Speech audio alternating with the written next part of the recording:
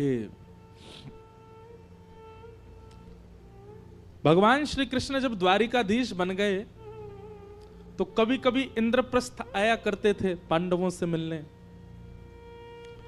तो एक नियम था ठाकुर जी का, सब लोग इधर देखो, बहुत ध्यान से सुनो। एक नियम था ठाकुर जी का। क्या?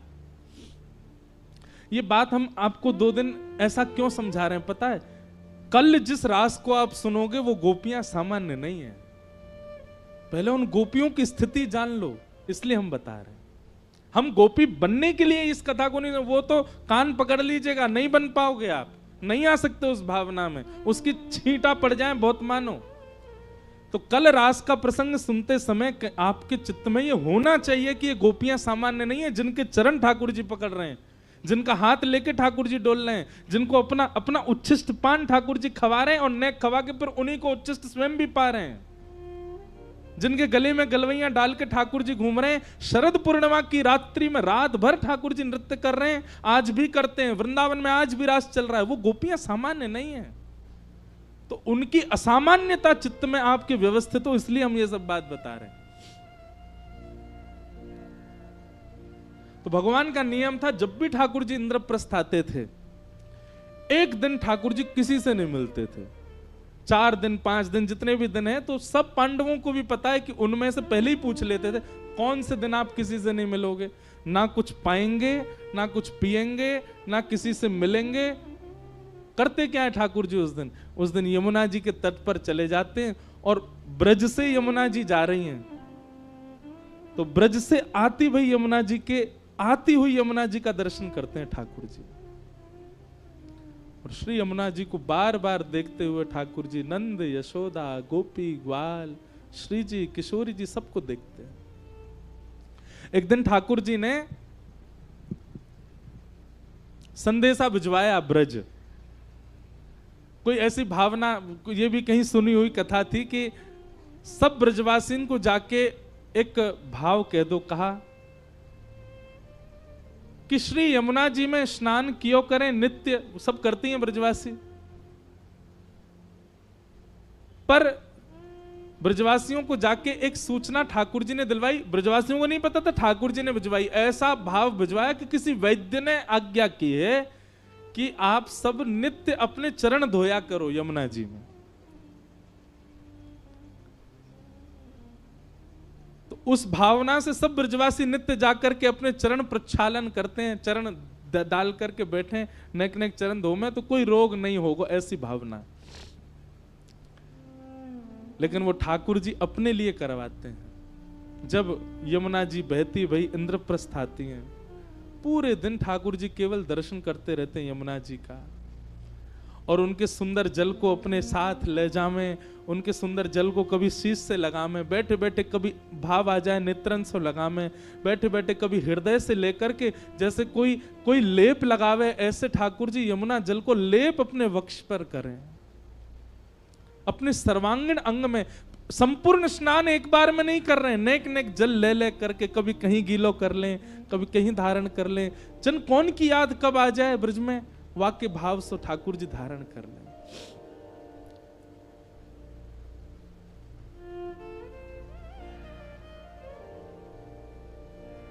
और ठाकुर जी गाते हैं बैठे बैठे यमुना तट पर, राधे राधे करुणामयी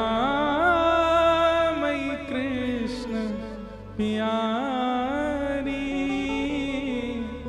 मेरी सुधली जो श्री वृषभानु दुलारी, मेरी सुधली जो श्री वृषभानु दुलारी। हे मनोहारिणी रासेश्वरी रस रूपा,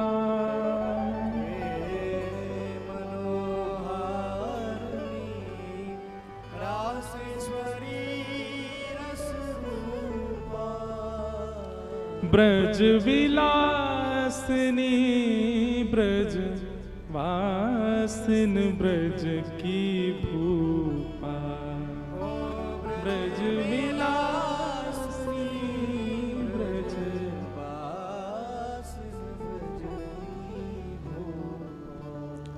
ललितादिक सहचरी सर्वज्ञ स्वरूपा, ललितादिक सहचरी सर्वज्ञ स्वरूपा, मेरी सुधली जो श्री वृषभानु दुलारी, ओ मेरी सुधली जो श्री वृषभानु। ठाकुर जी का नियम है, जब भी इंद्रप्रस्थ आते हैं। किसी ने मुझसे प्रश्न किया, बोले ठाकुर जी ब्रज काय गुना चले गए? क्योंकि अब यदि ठाकुर जी दोबारा ब्रज जाते, देखो ब्रज की भावना अलग है, शास्त्रीय भावना अलग है। हमारे ब्रज की भावना से तो ठाकुर जी कभी गए ही नहीं, ठाकुर जी सदा ब्रज में ही रहे में। लेकिन शास्त्रीय बात और श्रीमद् भागवत जी की भावना से ठाकुर जी गए हैं। तो अगर भागवत जी की भावना से हम चर्चा करें कि ठाकुर जी गए, तो फिर वापस क्यों नहीं आए? ठाकुर जी के मन में ये बात थी कि अब के अगर मैं गयो तो कभी आ नहीं पाऊंगा, और ठाकुर जी को आना ही नहीं है। ठाकुर जी बोले अगर मैं गयो तो मैं आना ही ना चाहूं, मैं वो कहा ना छोड़ेंगे, मैं खुद नहीं आऊंगा। और दूसरी बात, अब इतना प्रपंच बाहर हो चुका है, द्वारिका आदि महाभारत आदि का ये सब इतना फैलावरा फैला चुके हैं। अगर ब्रज गए और कहीं वापस आना हुआ, तो पिछली बार तो ब्रजवासी रोए थे, पिछली बार तो ब्रजवासी बिलके थे, अब की बार अगर जाके वापस आया तो प्राण ही त्याग देंगे। ठाकुर जी वो देख नहीं पाते, इसलिए ठाकुर जी विरह में ही रह रहे हैं। लोग कहते हैं ठाकुर जी हमको इतना विरह क्यों देते हैं? क्योंकि स्वयं ठाकुर जी भी ब्रजवासियों के विरह में रहे हैं। तो नित्य ठाकुर जी का नियम है, जमुना जी पे बैठ जाते हैं और यमुना जी का दर्शन करते हैं। एक दिन अर्जुन के मन में बात आई कि ठाकुर जी एक दिन हर बार इंद्रप्रस्थ आते हैं, किसी से मिलते जुलते नहीं, मैं देखूं तो ये करते क्या है। और ब्रह्म मुहूर्त में जैसे ही ठाकुर जी निकले, ठाकुर जी के पीछे पीछे अर्जुन भी निकल पड़ा देखने के लिए। और तभी ठाकुर जी यमुना जी के तट पर जाकर के बैठे, यमुना जल को बार बार आचमन करें, जब बार बार प्रणाम करें और बिलक बिलक करके रोवें, ब्रजवासिन की याद आवे। ठाकुर जी को रुदन करता देख अर्जुन स्वयं को रोक नहीं पाए और दौड़ करके गए और ठाकुर जी के चरणों में प्रणाम किया। भगवान बोले अर्जुन तुम क्यों आए यहाँ पे? मेरा नियम है ना, मैं किसी से, तुम क्यों दिखे मुझे? अर्जुन बोला क्षमा कर दे, मैं तो देखने आया था आप कहां जाते हो, पर नाथ आपकी स्थिति देख करके मैं बहुत भयभीत हो रहा हूं। ये आप कैसे रुदन कर रहे हैं? आपकी स्थिति क्या हो रही है? किस लिए हो रही है? क्या बात है? किस बात से परेशान है आप? ठाकुर जी ने बताया मुझे ब्रज की बहुत याद आती। देख रहे हो यमुना जी ब्रज से ही आ रही हैं, वृंदावन से ही आ रही हैं चल करके।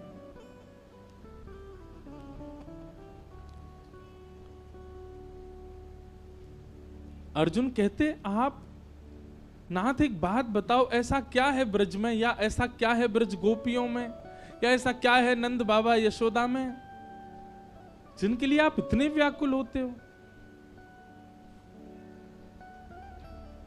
ब्रज में ऐसा क्या है जो आप ऐसे हैं? ठाकुर जी बोले पहले उद्धव को भेजा था मैंने, अब मैं बार बार थोड़ी भेजता रहूंगा। उद्धव तो संभल के आ गया 6 महीना में, शाम तक के लिए बोल के गया था, 6 महीना में लौट के, अब तुझे भेज दूंगा तो तू तो हो सकता वापिस ही नहीं आवे। बताने के लिए तो मैं नहीं बता सकता ब्रज का भाव क्या है, लेकिन चल तुझे दर्शन कराता हूं। और ठाकुर जी अर्जुन को लेकर के श्वेत द्वीप पहुंच गए और श्वेत द्वीप जाकर के ठाकुर जी ने दिखाया एक पर्वत, अद्भुत पर्वत, चमक रहा है, ना उसमें वृक्ष है, ना पौधे हैं, किसी भी प्रकार की कोई वस्तु नहीं है, केवल केवल चंद्रमा की भांति वो पर्वत चमक रहा है। और उस पर्वत के ऊपर में एक अंगुष्ठ के नख पर, दोनों भुजाएं ऐसे ऊपर करके, और एक अंगुष्ठ के नख पर एक ऋषि खड़े हैं और तप कर रहे हैं। अर्जुन पहुंचे, अर्जुन ने जाकर के कहा, हे ब्रह्मण्य, हे ऋषिदेव, आपको बारंबार प्रणाम। उनके नेत्र खुले। अर्जुन, आप अकेले आए हैं, ठाकुर जी नहीं आए आपके साथ? बोले हाँ आए हैं, नीचे खड़े हैं। बोले मैं उनकी तपस्या के लिए कितने वर्षों से तप कर रहा हूं, कृपा करके उनका दर्शन कराओ। ठाकुर जी सन्मुख आए। ठाकुर जी ने उनको आशीष प्रदान किया। अर्जुन ने पूछा कि आप इसी पर्वत पर खड़े होकर के क्यों कर रहे हैं और आपकी भावना क्या है? तब संत ने बताया, बोले ये पर्वत सामान्य पर्वत नहीं है, ये हमारे ही कितने जन्मों से हम तप कर रहे हैं, और हमारे तप करते ही हमारी अस्थियां जो हैं वही पर्वत में विलीन होती जा रही हैं। तो इतने जन्म हम व्यतीत कर चुके जितना बड़ा ये पर्वत है, और ये अब हमारे इतने जन्म के बाद अब ठाकुर जी मिले हैं। ठाकुर जी ने मांगा, ठाकुर जी ने कहा वरदान मांगो, क्या वरदान चाहिए? तब उन्होंने कहा कि हमें भौम वृंदावन का वास चाहिए, श्री वृंदावन वास चाहिए नाथ। ठाकुर जी ने अर्जुन की ओर देखा, देख रहे हो इतने वर्षों से ये तप कर रहे हैं और इतने जन्म इन्होंने व्यतीत कर दिए केवल भौम वृंदावन को देख, भूमि के वृंदावन को देखने के लिए। भूमि का वृंदावन मतलब जो हमको दिख रहा है, इससे भी एक और भीतर है, वो श्री वृंदावन, निज वृंदावन है, उस तक तो भूले ही जाओ। भौम वृंदावन की प्राप्ति के लिए इन्होंने इतना तप किया कि इनके पूर्व जन्मों की अस्थियां पहाड़ बन गईं। तब ठाकुर जी बोले, देखो तुम्हारे तप से हम तुमको दर्शन देने तो आ गए, तुम्हारे तप से हमने वरदान देने की आज्ञा तो कर दी, पर वरदान में जो तुमने मांगा है वो हमारे वश में नहीं है देना। वो तो श्री प्रिया जी दे सकती हैं, वो तो हमारी श्री किशोरी जी दे सकती हैं, हमारी लाडली जी दे सकती हैं। मैं ब्रजवासियों के दर्शन का सुख दे सकता हूं, संत सेवा दे सकता हूं, गौ सेवा दे सकता हूं, सुख समृद्धि और सब कुछ दे सकता हूं, अपना दर्शन तक दे सकता हूं, इंद्र की पदवी दे सकता हूं, ब्रह्मलोक दे सकता हूं, रसातल दे सकता हूं, पूरी भूमि का नृप बना सकता हूं। वृंदावन देवी की सामर्थ्य मुंह में भी नहीं है। अर्जुन बोले, नाथ इतने निष्ठुर मत हो, देखो उन्होंने कितने जन्म व्यतीत कर दिए, आज जाकर के आप उनको दर्शन दे रहे हो और उसके बाद भी आप मना कर रहे हो कि आप वरदान नहीं दे सकते। ऐसा तो मत करो नाथ। अर्जुन ने भी प्रणाम प्रार्थना की, सामने वो ऋषि भी रुदन करने लगे। तो ठाकुर जी बोले, रुको, हम श्री जी से प्रार्थना करते हैं। सोई ठाकुर जी नेत्र बंद करके बैठे, श्री जी को ध्यान किया और श्री जी प्रकट है गई। हे लाडली जू, एक आपसे निवेदन है। किशोरी जी बोले, हाँ कहो। बोले, ऐसे ऐसे एक महात्मा हैं, उन्होंने तप किया है, पर उन्होंने केवल कृष्ण नाम का तप किया है, उन्होंने युगल उपासना नहीं की है, उन्होंने केवल हमारी आराधना की है। आप कृपा करके उनकी भावना सुन लें। वो ब्रजवास चाहते हैं, वो भौम वृंदावन का दर्शन करना चाहते हैं। किशोरी जी तो देवई वारी, मतलब कहने ही वाली, तथास्तु। इतने में सखी आगे आगे ललता विशाखा ने कही, नहीं नहीं नहीं नहीं नहीं नहीं, ये तो हमारी बड़ी भोरी भारी है, इन्हें तो हम छुपा के रखें, इनके आगे तो न कोई रो जाए न कोई झूठे के आंसू बहा दे, ये तो तुरंत कृपा कर दें। कैसे नंद नंदन, सीधे कैसे किशोरी जी को ध्यान कियो? आपने हमसे पूछी, हमसे आज्ञा ली? ठाकुर जी बोले, क्षमा कर दो, कभी कभी तो हमको अधिकार है सीधे किशोरी जी से बात करवे को।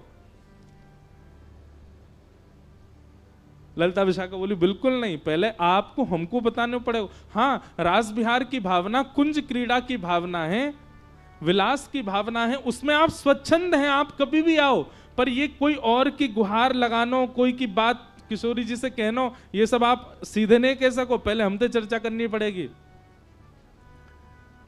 किशोरी जी तो पीछे बैठा दें, ललिता विशाखा बैठ गई, हमको बताओ कहा बात है।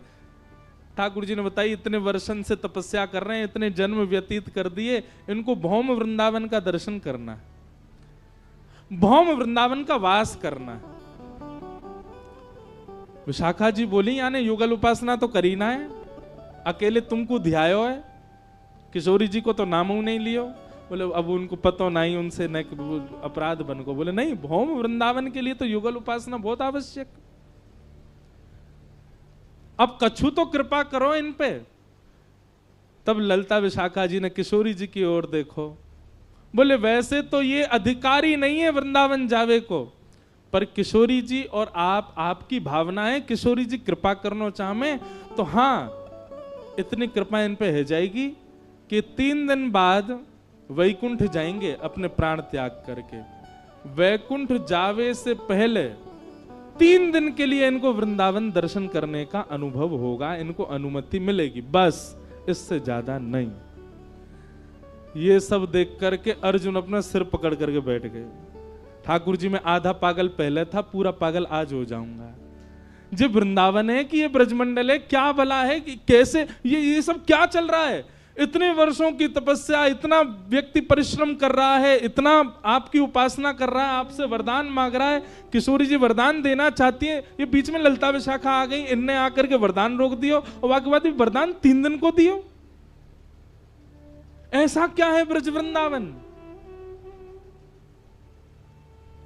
ठाकुर जी मुस्कुरा के बोले, जो समझ में आ जाए समझो वो कछु और है, वृंदावन नहीं है। और जो पल्ले ही ना पड़े, जो चित्त में ही नहीं आवे, जो समझ में ही नहीं आवे, वही प्रेम नगर हमारो वृंदावन है। वृंदावन सामान्य नहीं है।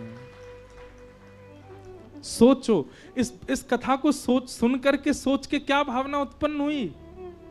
हम खा रहे हैं, हम पी रहे हैं, हम सो रहे हैं, हम डोल रहे हैं, हम पाप भी कर रहे हैं इस भूमि में आकर के,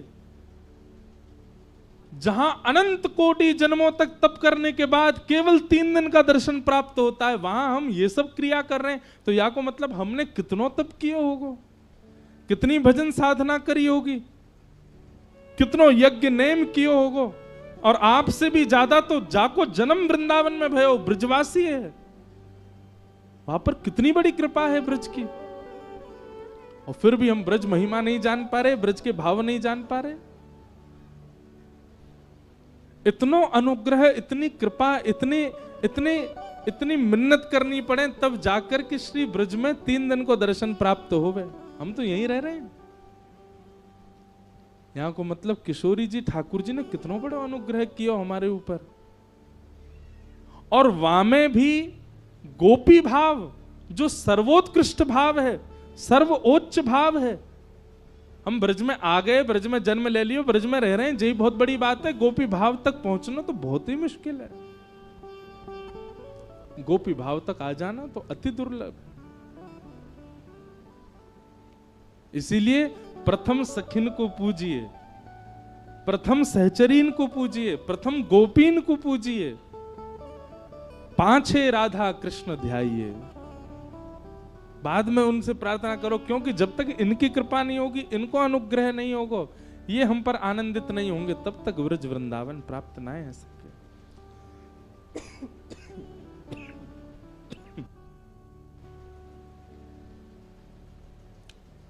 हमारे स्वामी श्री हरिदास जी के प्रादुर्भाव की कथा में, स्वामी श्री हरिदास जी के प्राकट्य के भाव में भी यही भाव प्रकट होवे। जब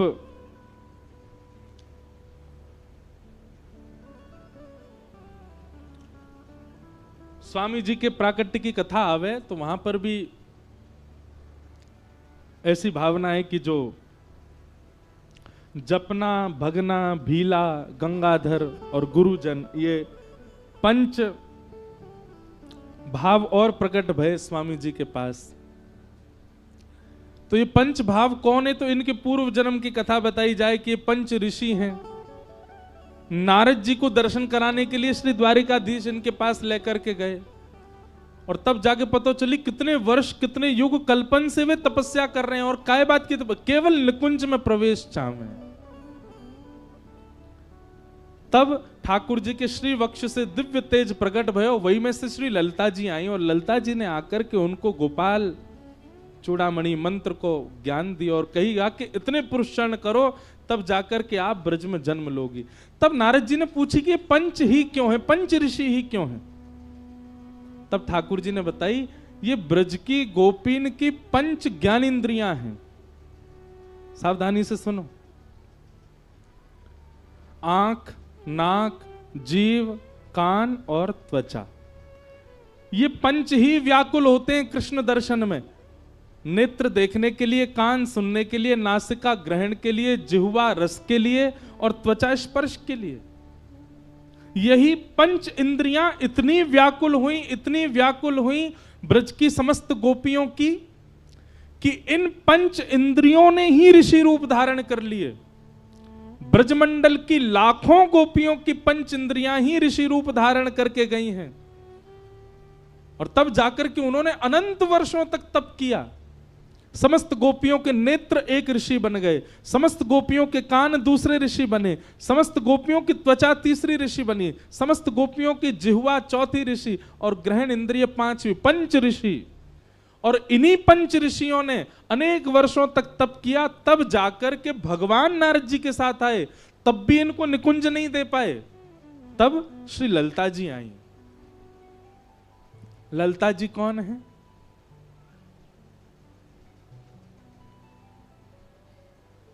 आहा, बहुत सुंदर वर्णन है। एक दिना निकुंज में किशोरी जी बैठी हैं और किशोरी जी बैठी तो वह समय ठाकुर जी को आगमन भयो और ठाकुर जी किशोरी जी से बोले, हे श्यामाजू, मेरा तो मन है रो कि आज आपको श्रृंगार मैं करूं। किशोरी जी बोली, हाँ करो। तो ठाकुर जी अपने हाथन से श्रृंगार कर रहे हैं, किशोरी जी की पत्रावली बना रहे हैं, बैणी गूथ रहे हैं। आहा, निज कर गूथ सुमन के गजरा, निज कर गूथ सुमन के गजरा, ये अपने ही हाथ पहरावत हैं, अपने ही हाथ पहरावत हैं। तू है सखी बड़ भाग बड़ी, गोपाल तेरे घर आवत हैं। तू है सखी बड़ भाग बड़ी, नंदलाल तेरे घर आवत हैं। तू अपनो श्रृंगार करत है, तू अपनो श्रृंगार करत, ये दर्पण हाथ दिखावत है, दर्पण हाथ दिखावत है।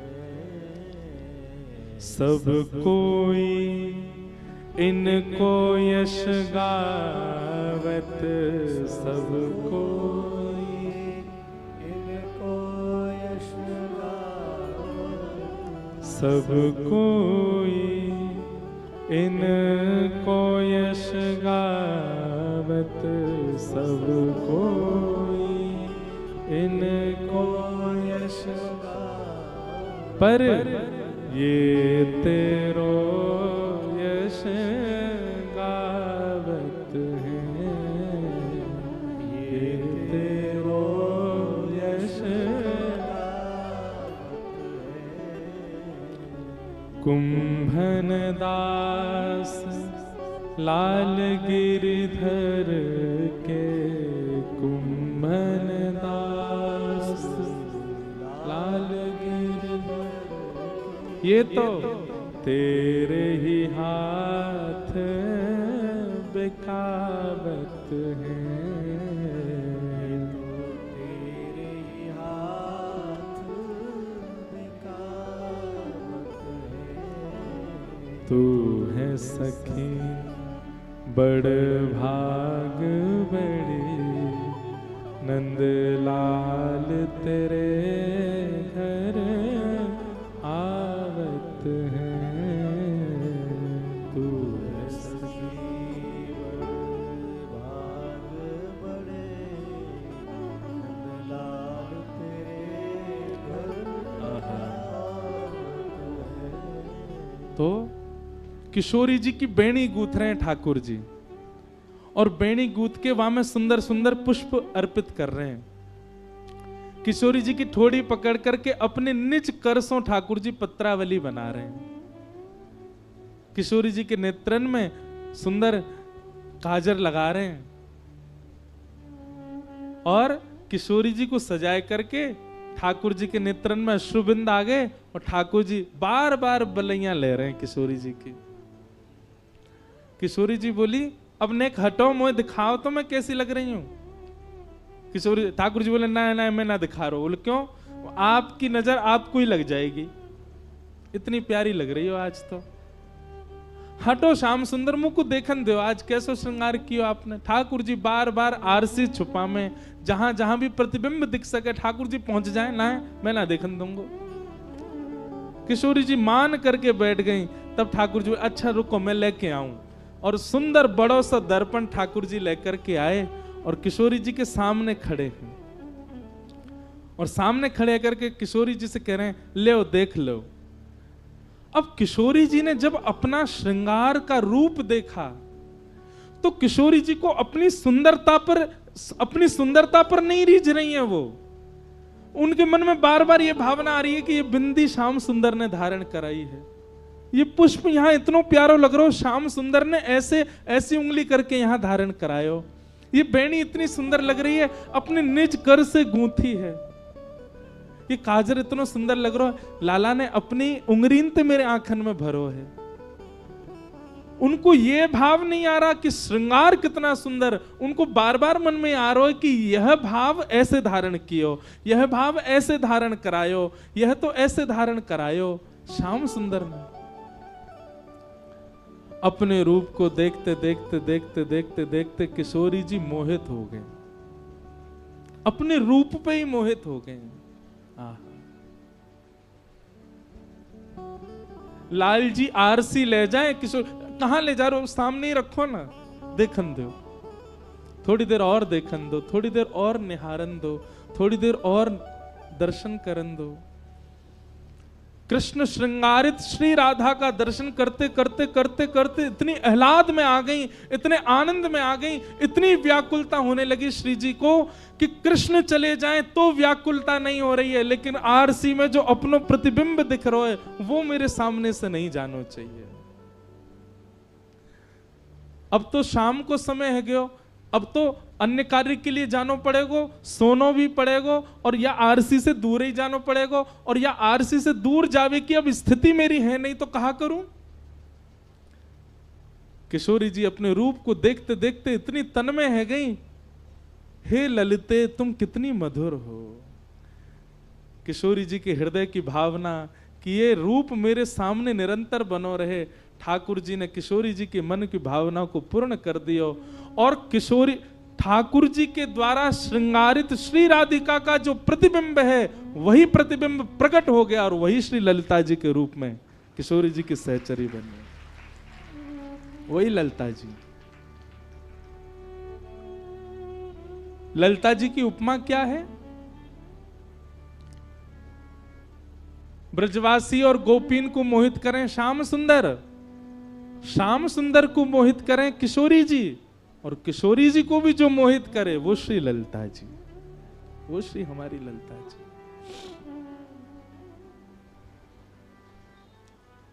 पाए पड़ो इन सखियन के, तब अनुग्रह होएगा, तब नेक कृपा होएगी, तब गोपी भाव के छींटा पड़ सके हमारे चित्त में।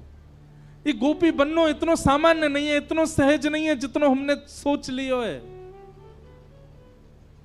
ठाकुर जी के आगे नृत्य करनो गोपी भाव नहीं है, गोपीन की तरह श्रृंगार करनो गोपी भाव नहीं है, गोपीन जैसा स्वभाव होना गोपी भाव है। और वो स्वभाव हाँ ब्रज के रसिकन में आपको देखने को मिल जाएगा। अरे गिरिराज जी आए करो, गोवर्धन नाथ जी को बाद में प्रणाम करो, एक बार पंडित श्री गया प्रसाद जी महाराज को प्रणाम करके आओ। क्यों? गोपी भाव है उनके चित्त में। ये लाला के बाबा की जय, बाबा के लाला की जय, लाला बाबा, ये बाबा कोई जय जयकार हो। ये हमारे प्रथम श्रोता हैं बाबा, पूरी कथा सुने सामने बैठ के।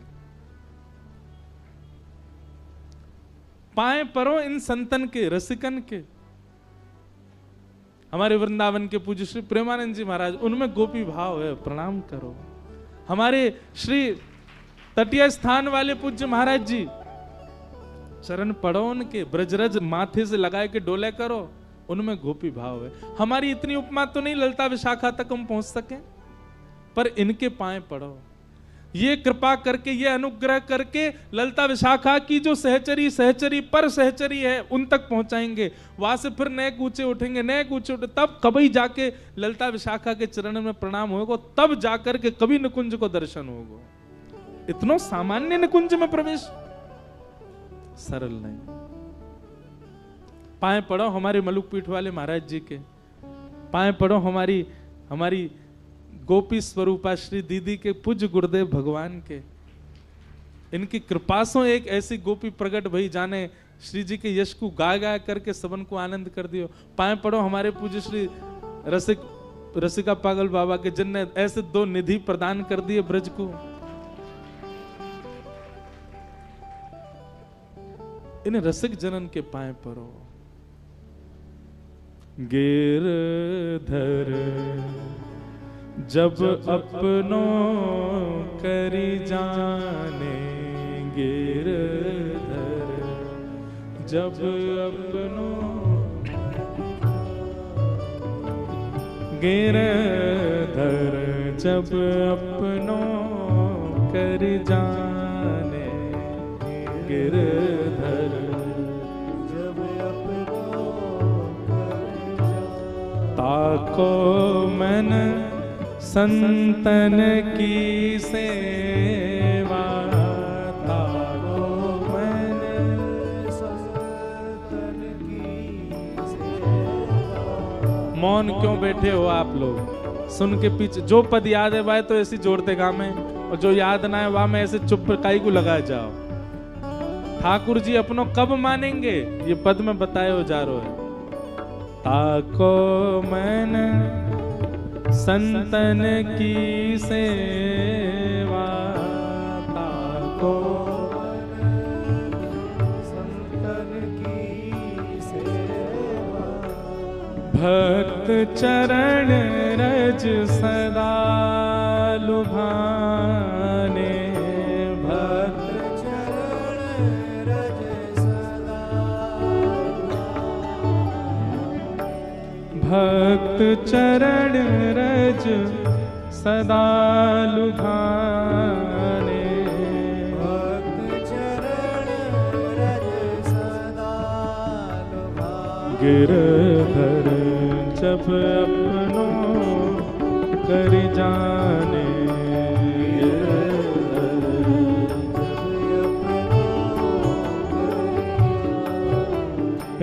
गिरधर जब अपनों कर जाने।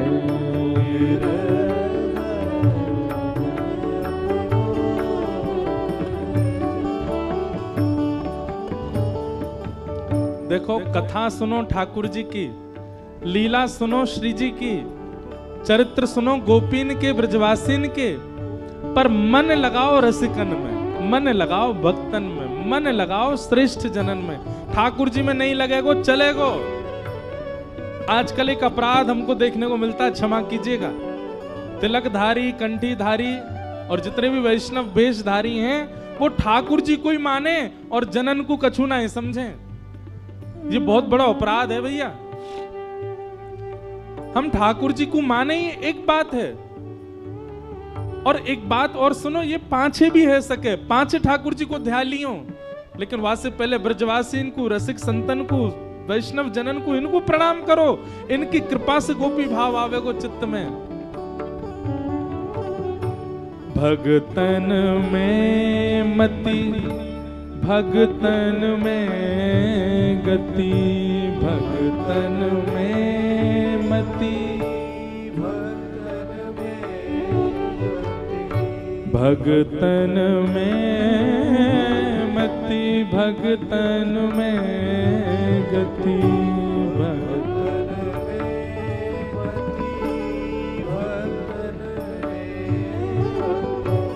हरिजन हरि एक कर मानो, हरिजन हरि एक। कभी कभी एक काम करे करो, ब्रज में आए के कोई ब्रजवासी बालक को ले जाओ, वाकू नहवाओ धुवाओ, नए कपड़ा पहनो, माता पिता से आज्ञा लेके, हैं किडनैप मत कर लियो, माता पिता से आज्ञा लेके बालक को ले जाओ, नवाओ धुवाओ, बढ़िया सुंदर इत्र नेक नेक वाकू लगाए दो, सुंदर पीतांबरी की धोती पहनाओ, सुंदर ऊपर कछु ऊपर ना, छोटो ही बालक हो, रो रो के भाजे तो वाके काजे ऐसी ऐसी सामग्री ले आओ कि रोवे नहीं, और फिर सुंदर छापो तिलक लगाओ जो जैसा तुम्हारा भाव हो, और पत्रावली को श्रृंगार करो, केश काट करके ऊपर बढ़िया एक बेणी गूंथ दो, वहां में मोर पिछ लगाए दो, और सुंदर महाराज बढ़िया मोती के कछु लड़ आदि बनाए करके, और फिर कछु सामग्री सिद्ध करके रखो, वो सामग्री वाकू पवाओ, सामग्री प्रेम से पवाओ, और मन में ये भावना आ नहीं मत दो कि एक वाको लाला है वाको छोराए जे, नंद जी को लालाए जे, हमारी श्री जी को लाड़ लो है, यही भाव से बैठाओ, बिल्कुल भी किंचित भाव मन में नहीं आए कि ये सामान्य बालक है, यही पूर्ण विश्वास ठाकुर जी हैं। आप अनुभव करना, आप फिर जो सोचोगे ना वो वही करेंगे। और ये बात मैं नहीं कह रहा हूं, हमारे पंडित श्री गया प्रसाद जी महाराज के संग घटी वही घटना। पंडित जी महाराज की रास लीला में इतनी निष्ठा नहीं थी, वो रास बिहारी को सामान्य बालक समझते थे। पंडित जी महाराज को कई अन्य जगह कही, बोले बाबा जे बालक नीचे हैं पर मंच पे जैसे मुकुट पहन के आवे साक्षात ठाकुर जी हैं। बाबा बोले अरे तुम सब रे ऐसी बात बनाओ, ऐसा कछू ना है, अरे कोई सामान्य बालक ठाकुर जी बन जाएगा। बाबा एक